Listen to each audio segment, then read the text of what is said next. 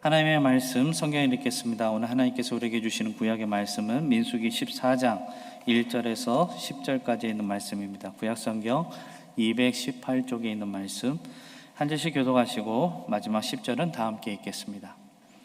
온 회중이 소리를 높여 부르짖으며 백성이 밤새도록 통곡하였더라.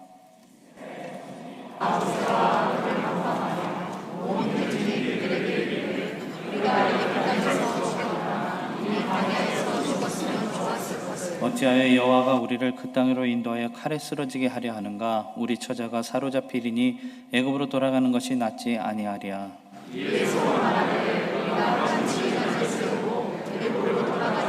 모세와 아론이 이스라엘 자손의 온 회중 앞에서 엎드린지라.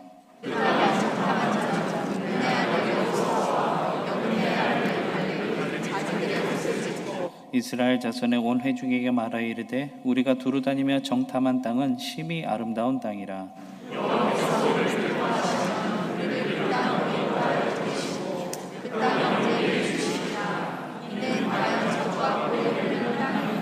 다만 여호와를 거역하지는 말라. 또 그 땅 백성을 두려워하지 말라.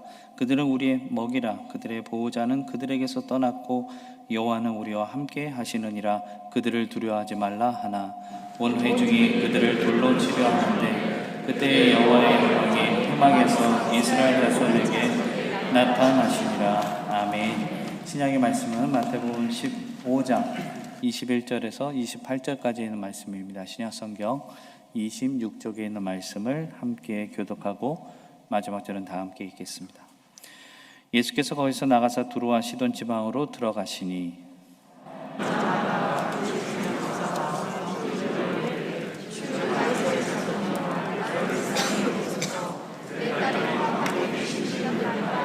예수는 한 말씀도 대답하지 아니하시니 제자들이 와서 청하여 말하되 그 여자가 우리 뒤에서 소리를 지르오니 그를 보내소서.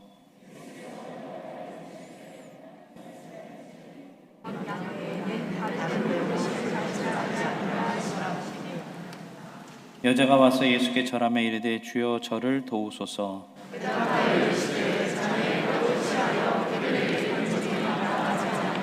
여자가 이르되 주여 올소이다마는 개들도 제 주인의 상에서 떨어지는 부스러기를 먹나이다 하니 이에 예수께서 대답하여 이르시되 여자여 내 믿음이 크도다. 내 소원대로 되리라 하시니 그때로부터 그의 딸이 나으니라. 아멘. 궁금해하실 것 같아서 말씀드리면 오늘 권사님 그 필사 성경 제작하는데 돈이 꽤 듭니다. 처음에 이제 목사님 이거 하면 제작비가 이 정도 드는데 괜찮겠어요? 그래서 제가 무조건 해드리라고 했습니다. 왜냐하면 이거는 정말 천금보다 귀한 것이거든요. 왜냐하면 내 후손들에게 자녀들에게 일평생 재산보다 더 귀하게 물려줄 수 있는 것은 믿음이죠. 신앙이죠. 그 어머니가 눈물 자국으로 눈물을 흘리며 쓴 기도가 다 한자 쓰여진 이 필사 성경을 자녀에게 유산으로 넘겨주는 것은 얼마나 귀한 일인지요. 저희 집에도 2권 있습니다. 2권이 아니라 3권이 있네요. 네, 그러니까 어머님이 저에게 써주신 것, 그 다음에 제 어머니가 주찬이에게 또 써주신 것도 있고 그래서 얼마나 귀한지 모릅니다. 그래서 저희 사모에게 늘 얘기했죠. 그럴 일이 없어야 되겠지만 그럴 일이 있어도 하여튼 집에 불나면은 아무튼 가지고 제일 먼저 안고 튀어나가야 될 거는 필사 성경이다. 그래서 그래서 집에 안 두고 교회에다가 뒀습니다. 그래서 제 방에 있습니다. 아무튼 권사님 제일 먼저 들고 나가야 될 게 뭐라고요? 그 성경책입니다. 네, 알겠습니다. 참여하길 원하시는 분은 교회 사무실에 가시면 교회가 준비해 놓은 그 필사 용지가 있습니다. 그래서 그 양식대로 써주시면은 제작비가 얼마나 들지, 오늘 마침 우리 강원투자님 앞에 계시네요. 하여튼 제작비가 얼마나 들지라도 아무튼 필사 성경을 잘 만들어 주시면 감사하겠습니다. 성경이 우리에게 말씀하실 때 매우 흥미롭고 위트 있는 비유를 통해서 말씀하실 때가 많았습니다. 또 예수님은 말씀하실 때 비유가 아니면 말씀하지 아니하시고 라는 말씀도 있죠. 이는 신약만이 아닙니다. 예를 들어 사사기 7장에 보면 우리가 잘 알고 있는 기드온과 300용사의 얘기가 나오는데, 그때 하나님께서는 특별한 한 동물, 개를 사용해서 매우 중요한 메시지를 말씀하고 계십니다. 먼저 하나님께서는 미디안과 아말렉과 그리고 동방의 병사들이 거대한 연합군을 이루어서 쳐들어온 그 위기의 순간, 이에 대항하는 이스라엘 군인들의 숫자가 너무 많다고 말씀하십니다. 그런데 여러분, 실제로 그랬나요? 당시에 이스라엘에 쳐들어온 연합군의 군사가 13만 5천 명이었습니다. 실로 어마어마한 대군이죠. 하지만 이에 맞설 이스라엘 군대는 일단 수적으로도 비교가 되질 않았습니다. 13만 5천 대 3만 2천 명, 4.2 대 1입니다. 솔직히 우리의 계산으로는 싸워서는 안 되죠. 도망가야 될 상황이 맞습니다.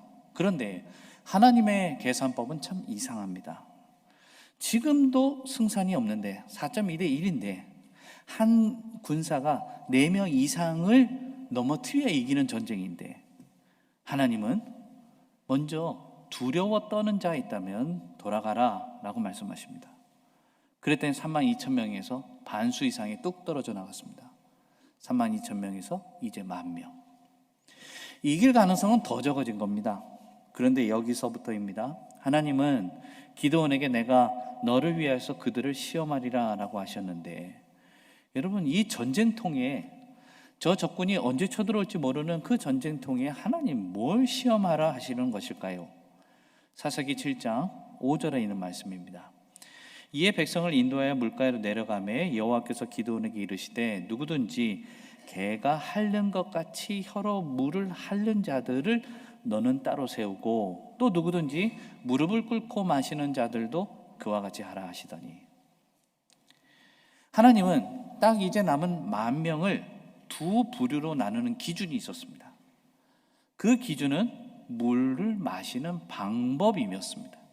한 부류는 그냥 물을 마시는 무리와 또 다른 부류는 개가 핥는 것 같이 물을 핥아 마시는 무리로 나누라 하시는 매우 흥미로운 분류법이었죠. 당연히 그 와중에 개처럼 물을 핥아 먹는 사람이 몇이나 되겠습니까? 결국 소수였습니다. 300명. 그리고 그대로 물을 마신 자는 다수, 9,700명이었습니다.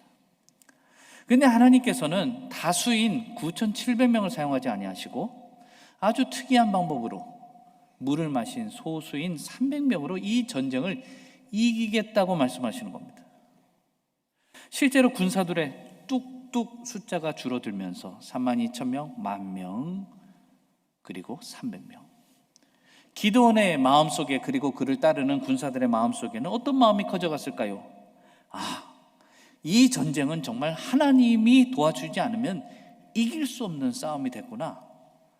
나는 하나님을 믿을 수밖에 없다라고 고백했겠죠. 세상은 늘 우리에게 숫자를 보게 만듭니다. 많은 사람들이 실제로 숫자에만 연연하기도 하고요. 그래서 우리는 항상 내가 가지고 있는 숫자가 크면 우쭐해지고, 내가 가지고 있는 숫자가 적으면 위축됩니다. 나를 뒤에서 밀어주는 사람이 있으면 과감히 나갈 수가 있고, 뒤에 아무도 없으면 자신감을 잃고 잔뜩 주눅들어 살게 됩니다. 왜입니까? 우리는 뭐든지 크고 많아야 된다고 생각하며 살아왔기 때문입니다. 이게 우리 머릿속에 들어가 있는 세상의 계산법입니다. 하지만 하나님의 계산법은 이와 다르죠. 하나님의 사람에게 중요한 것은 숫자의 크고 적음에 있질 않습니다. 이보다 더 중요한 것은 하나님께서 우리와 함께 하시는가, 또 나는 얼마나 하나님을 의지하고 있는가이죠. 숫자가 아니란 말입니다. 만약 하나님을 믿고 의지하면 우리가 가진 것이 비록 적어도 하나님께서는 족하다 하십니다. 그러나 우리가 하나님을 온전히 의지하지 못하고, 그래서 내 속에서 계속 숫자 늘리기에만 바쁘다면 비록 우리가 가진 것 많다 할지라도 하나님 앞에서는 그저 우리는 부족할 뿐이죠. 중요한 것은 내 손 안에 있는, 내가 쥐고 있는 것의 숫자가 아니라 하나님께서 바로 내 손을 붙잡고 역사하고 계시는가이죠. 하나님이 내 손을 붙잡고 역사하신다면 내가 쥐고 있는 그 숫자는 아무 의미가 없는 것입니다. 이렇게 사람을 개에 비유해서 가장 약한 자, 가장 미련한 자들을 통해서 하나님의 능력을 나타내시는 장면은 매우 낯설고 의아합니다. 그러나 성경을 자세히 보시면 개가 등장하는 본문이 또 있습니다. 바로 오늘 신약의 본문이죠. 오늘 신약에 보면 마태복음 15장에서 주님은 이스라엘 민족을 하나님의 자녀에 비유하시고 이방 민족들은 개에 비유하고 있습니다. 그리고 또한 이러한 비유는 예수님의 독특한 시점과 시각이 아니라 당시로서는 유대인들이 가지고 있는 일반적인 이방인들을 향한 시선이었습니다. 23절 신약에 보면 23절을 보시면 가나안 여인의 그 절박한 탄원에 대한 예수님의 반응이 아예 무시입니다. 예수는 한 말씀도 대답하지 아니하시니. 이러한 예수님의 반응이 가히 충격적입니다. 평소에 예수님은 많은 사람들에게 자비로운 성품을 가진 분이라고 널리 알려져 있었기 때문이죠. 게다가 예수님은 이미 전례가 있습니다. 즉 마태복음 8장에 한 하인이 중풍병으로 누워서 몹시 괴로워하고 있는데 그 주인된 백부장의 탄원에 예수님께서 아주 흔쾌히 답해 주셨습니다. 신약의 본문에서는 예수는 한 말씀도 대답하지 아니하시니 라고 했는데 예수님은 이르시되 내가 가서 고쳐주리라 하십니다. 아주 적극적이시죠. 또한 이 백부장이 예수님께 놀라운 이야기를 하죠. 아니요, 다만 말씀으로만 해주십시오. 그러면 제 하인이 낫습니다. 왜냐하면 나도 남의 수하에 있는 사람이요 내 아래에 군사가 있어서 저들에게 이더러 가라 하면 가고 저더러 오라 하면 오니 내 정도로 주께서 이것을 하라 하면 됩니다 라고 말할 때 예수님은 이에 크게 놀랍게 여기시면서 이스라엘 중에 내가 이만한 믿음을 보지 못했다라고 말씀하시면서 너의 믿음대로 될지어다 하시니 그 즉시 하인이 나았다 했습니다. 이랬던 주님입니다. 이미 이방인에게 그의 자비를 보여주신, 치유를 보여주신 전례가 있습니다. 그런데 백부장에게는 그렇게 하셨는데 이 연약한 이방 여인의 간구에는 유달리 매정하게 대하시고 또 묵살하신 이유를 우리는 쉽게 짐작하기가 어렵습니다. 하지만 이런 예수님의 냉담한 반응에도 불구하고 여인의 그 간절한 눈물 어린 탈원은 계속되었던 것 같습니다. 예수님이 무시해서도요. 왜냐하면 듣고 있던 제자들조차 불편했나 봅니다. 그래서 예수님께 제발 그녀를 좀 돌려보내시라고 제자들이 나서서 간청을 합니다. 제자들이 와서 청하여 이르되 말하되 그 여자가 우리 뒤에서 소리를 지르오니 그를 좀 보내소서. 그런데 예수님의 답변은 더 단호해집니다. 24절 나는 이스라엘 집의 어린 양 외에는 다른 데로 보내심을 받지 아니하였노라.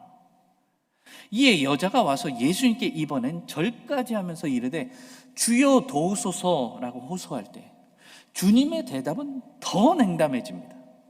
대답하여 이르시되 26절 자녀의 떡을 취하여 개들에게 던짐이 마땅하지 아니하리라. 이젠 예수님이 아예 대놓고 여인을 모욕하는 표현까지 사용하십니다. 그런데 이런 모욕을 듣고서도 이 가나안 여인이 전혀 노하거나 반발하지 않습니다. 오히려 역으로 이렇게 말을 합니다. 여자가 이르되 주여 올소이다마는 개들도 제 주인의 상에서 떨어지는 부스러기를 먹나이다 하니. 여러분 한번 이 부분에서 상상해 보십시다. 내가 만일 이 여인이었더라면입니다. 이토록 모욕적인 예수님의 답변을 듣고서 난 어떤 반응을 보였을까? 예수님은 이방인에게는 아무 도움이 되질 않는 분이구나 라고 생각하면서 포기하고 여러분 되돌아갔을까요? 아니면 뭐 이런 사람이 다 있어? 이 사람은 사람의 절박한 상황에 아무런 관심이 없을 뿐더러 심지어는 인격적인 모독을 주는 아주 매정한 인간이구만 하면서 달려들어 멱살을 잡지 않았을까요? 그러나 여러분, 아니요. 일단 그녀는 예수님의 말씀하신 대로 구원의 은혜에 대한 이스라엘 백성의 선민의 우선권을 인정합니다. 하지만 이방인과 동격으로 취급되는 개들마저도 최소한 주인의 식탁 아래서 떨어지는 빵 부스러기라도 먹을 수 있습니다 라고 고백을 합니다. 이런 여인의 반응은 놀랍게도 예수님이 이미 밝히셨던 진리의 원리에 아주 적합한 대답이었습니다. 첫째는 지속적인 탄원의 원리이죠. 예수님이 마태복음 7장 7절 이하로 산상설교에서 하나님께 지속적으로 간구하면 하나님의 은혜를 얻는다라는 보장의 말씀을 하셨습니다. 이미요. 구하라 그리하면 너에게 주실 것이요, 찾으라 그리하면 찾아낼 것이요, 문을 두드리라 그리하면 너에게 열릴 것이니 구하는 이마다 받을 것이요, 찾는 이는 찾아낼 것이요, 두드리는 이에게는 열릴 것이니라. 너희 중에 누가 아들이 떡을 달라 하는데 돌을 주며 생선을 달라 하는데 뱀을 줄 사람이 있겠느냐? 너희가 악한 자라도 좋은 것으로 자식에게 줄 알거든 하물며 하늘에 계신 너희 아버지께서 구하는 자에게 좋은 것으로 주시지 않겠느냐? 예수님이 이미 하신 설교입니다. 그리고 이 여인은 그 말씀을 붙들고 주님께 또 간청하고 있는 것입니다. 둘째, 그녀의 반응은 하나님이 오래전 창세기 12장에서 밝혀놓으신 그 구원의 계획을 아주 정확하게 방영하고 있습니다.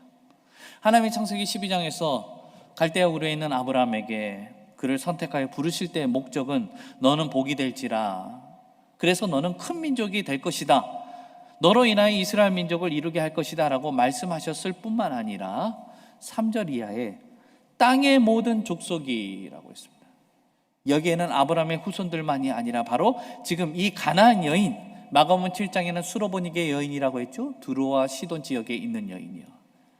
땅의 모든 족속이 너로 말미암아 복을 얻을 것이라 라고 말씀하셨기 때문입니다.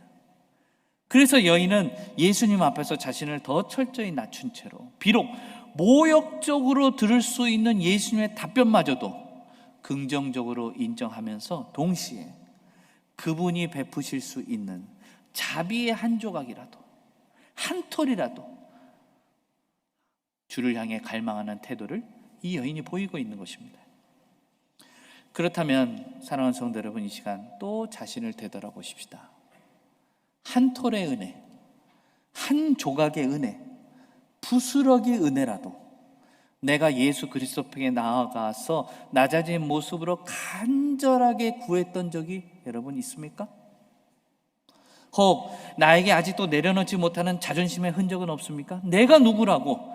내가 한 톨, 한 조각, 부스러기? No. 여러분, 그러한 자존심이 내게 없었던가요? 어떻게 해서든지 주님께서 나의 절박함에 관심을 기울여 주시고 이에 반응해 주시기를 간절히 바랬던 적이 여러분 주님 앞에 그런 기도가 있었습니까? 자존심이 있다면, 주님 앞에서의 그러한 자존심, 어리석은 자존심이 있다면 그것은 사치에 불과합니다. 그러나 드디어 주님의 믿음의 테스트에서 이 가나안 여인이 합격을 했습니다. 뿐만 아니라 주님을 향해서 멋진 답안을 제출했습니다. 다름 아닌 하나님의 은혜 앞에 개처럼 내가 가장 약한 자, 미련한 자가 될지라도, 그러나 가장 약한 자를, 가장 미련한 자를 들어 사용하시는 하나님의 섭리에 합당한 자로 주님께 드디어 이 여인이 인정을 받은 것입니다. 또한 성경에서 이 개라는 단어가 등장하는 또 유명한 본문이 하나 더 있죠. 바로 오늘 구약의 본문 속에 나옵니다. 가데스 바네아에서 벌어진 사건입니다. 가데스 바네아는 이스라엘 백성이 이제 가나안으로 들어갈 수 있는, 저 멀리 보면 가나안이 보이는 그런 곳이었습니다. 근데 미리 그 땅을 들어가기 전에 각 지파에서 한 명씩 12명의 정탐꾼을 보내죠. 그때 유다 지파의 대표로는 갈렙이 뽑혀 나왔습니다. 그런데 이 갈렙에게는 항상 다음과 같은 호칭이 따라다녔습니다. 그니스 사람 여분네 아들 갈렙. 여러분, 오늘 민수기에는 그냥 여분의 아들 갈렙이라고 되어 있는데 다른 본문을 찾아보시면 그니스 사람이라는 것이 하나 더 추가됩니다. 그러면 그니스 족속은 어떤 족속인가? 야곱에게는 쌍둥이 형이 있었습니다. 누구죠? 에서입니다. 그니스는 에서의 혈통에서 나왔습니다. 즉 그는 야곱의 12 아들들의 후손이 아니란 말이죠. 하지만 출애굽 때 성경에 보면 중단 잡족이라는 표현이 있었습니다. 즉 이스라엘 백성들과 함께 출애굽해서 가나안에 함께 나선, 그리고 유다 지파의 편입이 된, 심지어는 유다 지파의 지도자로까지 성장한 사람이 바로 여분네의 아들 갈렙이었던 것이죠. 이때 흥미로운 것은 그니스 사람 갈렙의 이름의 뜻입니다. 무엇일까요? 오늘 한 가지 키워드가 있었습니다. 개입니다. 맞습니다. 갈렙이란 이름도 기드온의 300용사가 하룻밤에서 물 마실 때 개가 핥아 마시는 것처럼 사용되었던 히브리어가 여기에서 있습니다. 갈렙 그리고 켈렙이라고 하는데, 갈렙, 켈렙은 다 개입니다. dog입니다. 히브리어는 모음이 없는 특히 자음 문자이기 때문에 다른 의미가 있을 수가 없습니다. 갈렙이란 뜻은요, 그저 개입니다. 그런데 이 갈렙이 10명의 정탐꾼과는 다른 보고를 하는데, 다름 아닌 그가 쓰는 단어에 주목할 필요가 있습니다. 개라는 이름의 뜻을 가진 갈렙이 어떤 이야기를 하고 있는지 보십시오.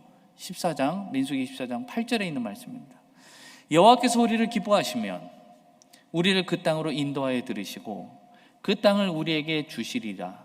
이는 과연 젖과 꿀이 흐르는 땅이니라 라고 했는데, 여기서 갈렙이 사용한 동사는 사람이 주어가 아닙니다. 오직 하나님이 주어이시죠. 잘 보십시오. 여호와께서 우리를 기뻐하시면 조건문입니다. 우리를 그 땅으로 인도하여 들이시고, 인도하여 들이시는 그 동사의 주어는 누구십니까? 여호와께서이죠. 그 땅을 우리에게 주실 것이라고 했는데 이 또한 주어가 무엇입니까? 여호와께서이죠. 이 모두가 갈렙의 입술에서 나온 간절한 호소요 주장입니다. 그런데 여기서 주목해야 될 표현은 인도하여 들이시고입니다. 여호와가 주어가 되는 인도하여 들이시고인데, NIV 영어 성경에 보시면 이렇게 되어 있습니다. He will, 그는 할 것이다. Lead us into that land. 그 땅으로, 그 안으로 우리를 리드할 것이다 라고 했죠. 여기서 갈렙은 그저 객체입니다. 리드를 당하는 객체죠. 그러면 리드하는 주체는요, 따로 계시죠. 여호와께서입니다. 여호와께서 기뻐하시면 우리를, 갈렙을 리드해 가신다고요. 근데 이 리드라는 동사를 영어 사전에 찾아보니까 이렇게 되어 있습니다. 앞장서서 안내하다, 앞장서서 이끈다, 앞장서서 데리고 간다. 그래서 가이드라는 동사도 사용될 수가 있다 했습니다. 여러분, 이 후대의 영원히 기억될 이 믿음의 고백, 갈렙의 고백이 다름 아닌 개라는 이름의 뜻을 가진, 그러나 유다 지파의 대표를 통해서 고백되고 있는 것이 여러분 과연 우연일까요? 주인은 오직 하나님이시며 자신은 오직 은혜의 부스러기 앞에서 난 개에 불과해도 나는 그 부스러기 은혜라도 족하다라고 고백했던 가나안 여인의 고백과 신약의 본문이요, 자신을 약속의 땅으로 거뜬히 데리고 가실 분은, 앞장서서 나를 이끌고 가실 분은, 앞장서서 나를 데리고 가실 분은, 나를 그렇게 안내하실 분은 오직 하나님이라는 갈렙, 죄송합니다, 지혜롭게 들어주십시오. 개의 고백은, 갈렙의 고백은 어찌 이리 유사하면서, 어찌 이리 은혜와 능력 앞에서 자신을 부정하면서 겸손한 고백이 되는 것입니까? 최근 애견인이 많아지면서 TV 프로그램에도 개에 관련된 프로그램이 몇 있습니다. 저도 개를 좋아합니다. 근데 그래서 이런 프로그램을 매우 흥미롭게 보기도 하는데, 어쩌면 주인과 그 개의 관계가 하나님과 사람의 관계가 이렇게 닮았을까 하는 생각이 들기도 합니다. 오늘 아까 민수기 14장 8절에 여호와께서 우리를 기뻐하시면, 즉 주인이 그 따르는 종을 기뻐하시면 아주 유사하죠. 특히 프로그램을 통해서 제가 배운 점은 주인과 친밀한 개, 주인을 매우 잘 따르는 개, 그리고 훈련이 잘 된 개는 딱 하나만 해봐도 알 수 있답니다. 목줄을 잡아보면 알 수 있다는 것이죠. 그 개의 목에 걸려있는 그 목줄을 잡아당겨보면 안답니다. 잡았을 때 팽팽한 거부와 힘의 긴장감이 느껴지면 그 개는 아직 잘 훈련되지 않은 개이고, 주인과의 관계가 뭔가 여러 문제가 있는 개입니다. 하지만 목줄을 잡았는데 전혀 긴장감이 없고 아주 편안한 개, 항상 주인을 향해서 바라보고 있는 개, 좌우 사방의 어떤 상황에도 개의치 않는 개, 무엇보다도 주인과 보폭을 같이 하면서 주인을 자기가 끌려하지 않고 주인과 나란히 함께 걸어가는 개가 바로 훈련이 아주 잘 된 개고 주인과 아주 친밀한 개라는 것이죠. 그런데 성경에서도 하나님과 하나님의 사랑과의 관계에 대해서 이렇게 우리에게 말씀하고 계십니다. 미가서 6장 8절에 있는 말씀, 사람아 주께서 선한 것이 무엇임을 내게 보이셨나니 여호와께서 내게 구하시는 것은 오직 정의를 행하며 인자를 사랑하며 겸손하게 내 하나님과 함께 행하는 것이 아니냐라고 했는데, 우리말 성경에는 내 하나님과 함께 행하는 것이 아니냐라고 번역했지만 히브리 성경과 그리고 그 히브리 성경을 번역한 영어 성경도 똑같이 직역해서 이렇게 번역을 했습니다. To walk humbly, 겸손하게요, 얌전하게 걷는 겁니다. 그런데 누구하고요? With your God입니다. 놀라지 않습니까? 하나님과 겸손하게 함께 행하는 것이 하나님과 함께 겸손하게 얌전하게 걷는 것과 똑같다는 것입니다. 사랑하는 성도 여러분, 믿음의 삶이라는 것이 아주 추상적이고 아주 이론적인 것이 아닙니다. 이렇게 그저 엄마와 아이가 함께 손잡고 걸어가는 그 다정한 모습 속에서, 서로 사랑하는 연인이 마주보며 함께 걸어가는 것에서, 그리고 주인과 그의 사랑하는 반려견이 함께 산책하는 것과 같은 동사로 성경은 우리에게 믿음의 삶을 이렇게 표현해주고 있습니다. 겸손하게 그리고 얌전하게 하나님과 걸어가는 것이다, 그것이 믿음이다 라고 말씀하시는 것이죠. 사랑하는 성도 여러분, 성경 말씀은 하나님의 말씀입니다.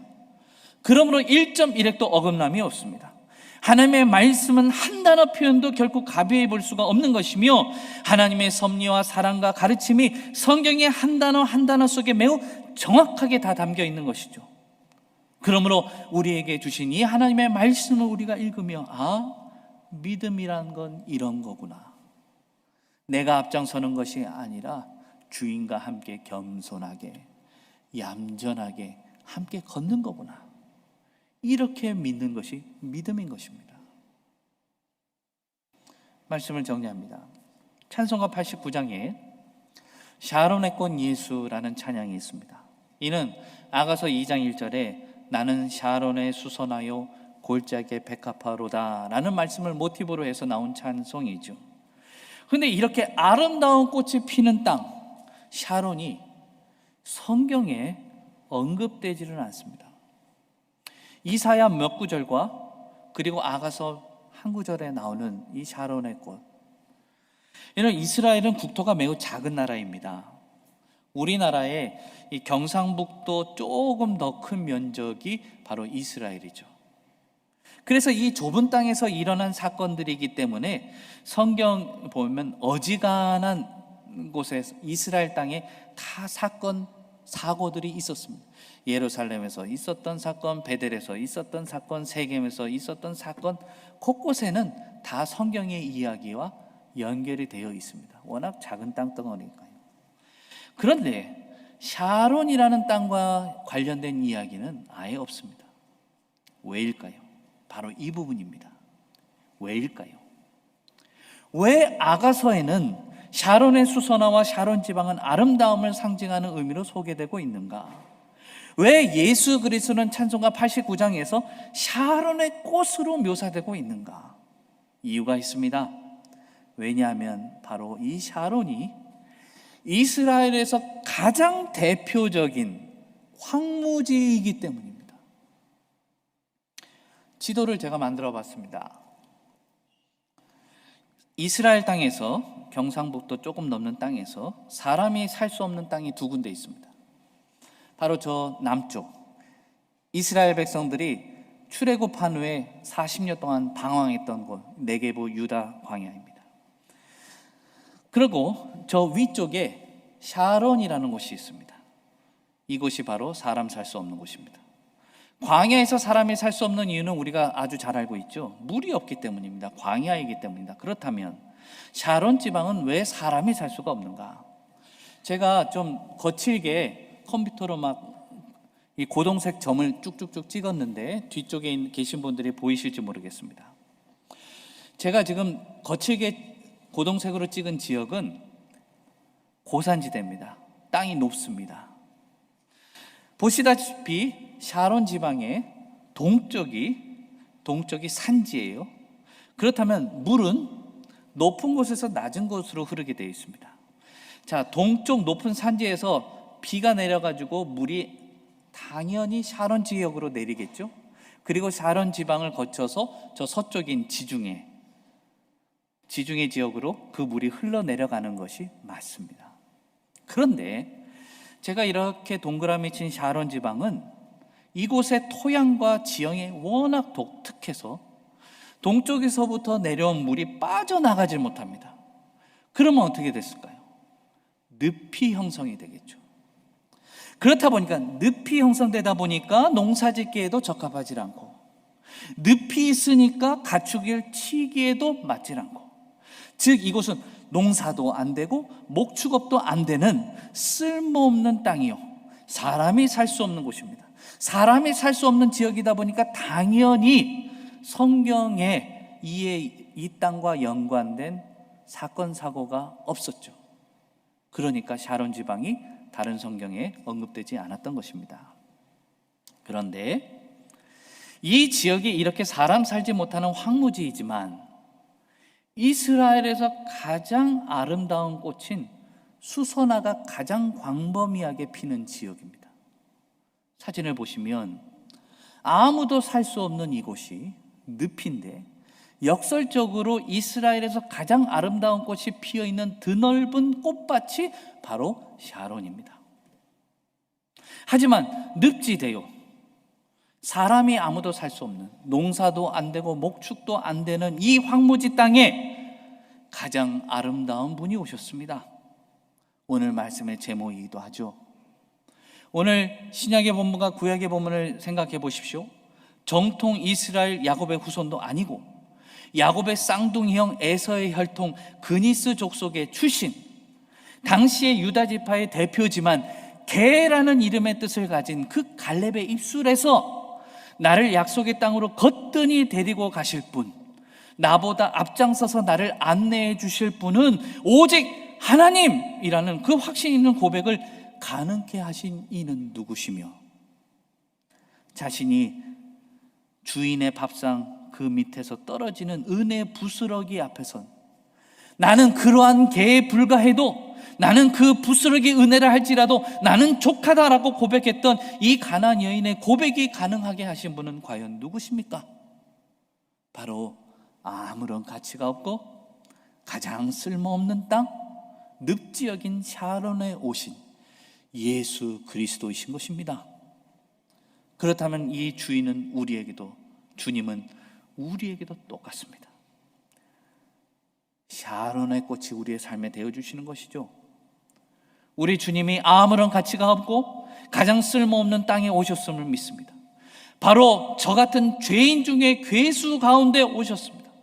모든 이름 위에 뛰어나시고 모든 영광 중에 계신 가장 아름다우신 그분이 가장 낮아지셔서 가장 쓸모없는 이 심령에, 이 땅에 주님께서 샤론의 꽃으로 오신 것입니다. 그래서 이사야 선지자는 그분이 이 땅에 오시면, 우리의 심령에 오시면 황무지요 늪지대인 샤론도 이렇게 변하리라 라고 예언하고 있는데, 반드시 오늘날 우리의 삶 속에서도 이루어질 줄로 믿습니다. 이사야 65장 10절에 있는 말씀입니다. 샤론은 늪지대라고 했습니다. 농사도 안 되고 목축도 안 된다 했는데 양떼의 우리가 되겠고, 죽음의 골짜기라는 아골 골짜기는 소떼가 눕는 곳이 되어 나를 찾은 내 백성의 소유가 되려니와. 조건이 있습니다. 바로 높고 높으신 하늘 보좌에 계신 아들 예수 그리스도께서 죄인 중에 계신 우리의 심령 속에, 여러분의 가정과 우리 묘동교회 이 바로 예배 자리에 오실 때에 바로 이곳에서 아름다운 샤론의 꽃 예수의 향기가 펼쳐지게 될 줄로 믿습니다. 우리는 그저 황무지인데, 늪지대였는데, 여러분 그런데도 이렇게 자기 자랑이 좋습니까? 자랑치 마십시오. 이전에 내가 자랑했던 것, 그것 때문에 하나님이 내 안에서 역사하시지 않는 것입니다. 이제부터는 나의 황무지됨을, 이 심령의 늑지대됨을, 나의 약함을, 나의 무지함을 하나님 앞에서 자랑하십시오. 주님, 나는 아무것도 못합니다. 그래서 주님을 더욱 의지합니다. 이렇게 나의 연약함을 인정하고 주님을 더욱 의지하는 사람이 되십시오. 그때에 가장 아름다우신 주님의 능력이 우리 안에 머물고 내 삶 속에서 역사하셔서 가장 높으신 아들 예수 그리스도께서 내 심령과 내 삶 속에서 향기로운 샤론의 꽃이 되어 주실 줄로 믿습니다. 그러나 솔직히 나의 약함을 인정하는 것은 자존심 상하는 일이죠. 그래서 더욱 힘든 일이죠. 그러나 우리의 심령 골수를 찔러 쪼개기까지 하시는 하나님은 나의 약함도 나의 무지도 너무도 잘 아시는 이 시기에 하나님 앞에서 나의 약함은 숨길 것이 아니라 정직하게 인정해야 될 것이며, 그것이 바로 나의 약함을 극복할 수 있는 길임을 기억하시길 원합니다. 우리 하나님은 나의 있는 그대로를 사랑하십니다. 그러므로 나의 약함을 결코 부끄러워하지 마십시오. 오히려 그 약함 때문에 더욱 하나님을 의지한다면, 우리 하나님은 그니스 사람 여분네 아들 갈렙을 뛰어나게 하셨고, 가나안 여인에게는 내 믿음이 크도다 내 소원대로 되리라 축복하신 것처럼 오늘날 우리에게도 역사하여 주실 줄로 믿습니다. 혹 이 일만 없었더라면, 이런 환경만 아니었더라면 내 인생은 더욱더 나았을 터인데, 이렇게 여러분 생각하십니까? 그러나 아니요, 황무지가, 샤론의 땅이, 광야가 갈렙과 가나안 여인의 이 자랑할 수 없었던 가계 혈통이 오히려 저들에게는 은혜가 되었습니다. 오히려 이것 때문에 내가 살았고, 이것 때문에 주님이 내게 역사하셨고, 이것 때문에 내가 믿음의 사람이 되며, 이것 때문에 내가 성숙해지고, 이것 때문에 내가 하나님 나라에 가며, 바로 이것 때문에 우리가 주님께 영광의 면류관을 받을 수 있게 되는 것입니다. 우리 중에 누가 진정 강한 자입니까? 나는 약하다고 정직하게 고백하면서 주님의 전능하심을 맛보는 사람입니다. 주님의 전능하심을 철저히 붙들고 그분과 함께 겸손히 얌전하게 걷는 믿음의 사람입니다. 바라기는 가장 약한 것, 가장 미련한 존재를 통해서 일하시는 하나님, 그러나 바로 그 가장 미련한 존재와 함께 걷기를 원하시는 하나님의 사랑과 능력을 누릴 수 있는 저와 여러분, 우리 묘동교회가 될 수 있기를 간절히 주님의 이름으로 축원합니다. 축원합니다. 기도하시겠습니다. 나보다 나를 더 잘 아시고 나보다 나를 더 사랑하시는 주여, 고난 속에 있는 은혜를 알고 깨닫고 기뻐하는 자가 되게 하여 주옵소서. 내가 산을 향하여 눈을 들 때에 나의 도움은 천지를 지으신 여호와요, 졸지도 아니하시고 주무시지도 아니하시며 나를 지키시는 이심을, 나와 함께 걸어가시는 이심을 우리가 믿음으로 선포하게 하옵소서.